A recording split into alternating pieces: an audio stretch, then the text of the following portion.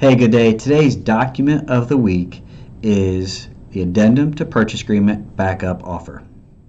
We're going to go over this document because I think there are some items in here that are a little bit confusing that some people may misread. So we'll just briefly run through this document. So the Addendum to the Purchase Agreement is a great tool that if another property has an offer already accepted on it, you can definitely come in and put a backup offer on that. And I tell you what, there are a lot of deals out there right now that are falling apart. So if there is a specific home that your client loves, why not put a backup offer in if you have not found another home for that potential buyer? So let's just go through this document real quick. So we'll kind of briefly run through some of the paragraphs.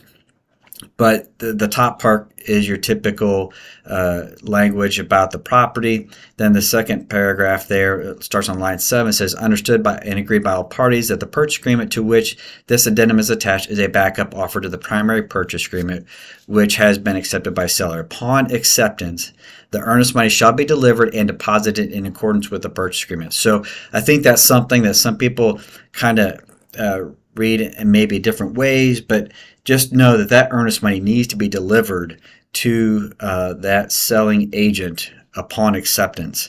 And then the backup offer shall remain in force and effect for a period of whatever timeline that you want to put in there is acceptable. If your client hasn't found a home at this point in time, maybe put 30 days because that's the typical timeline, 30 to 45 days for a close, right? So that may be an option. You could even put a shorter timeline there, but keep in mind, as it states in this next sentence, buyer may withdraw this backup offer at any time prior to receipt of a signed mutual lease from the primary purchase agreement. So as a backup offer agent, I can withdraw my backup offer at any point in time should I find another home that my client was to put an offer in on.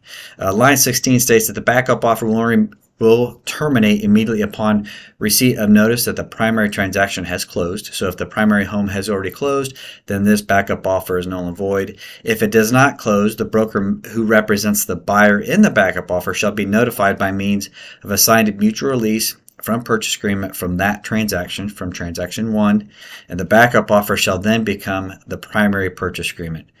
Closing of this backup transaction will then proceed according to the terms and conditions of the attached purchase agreement, except that if any of the time periods commence on the date of acceptance, that shall be changed to the date of receipt of mutual release from the prior purchase agreement. So all the timelines would then start taking effect once you had that mutual release in your possession.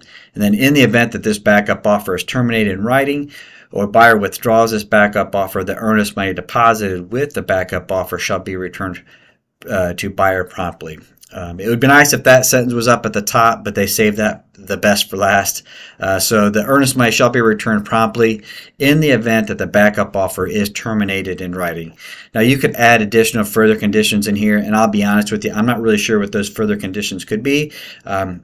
But there is a section for that, and then everybody will sign down below.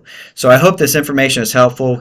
Please keep this tool in your back pocket because this is something that could help you out and help your client win the deal. So have a great week, and we'll see you next time.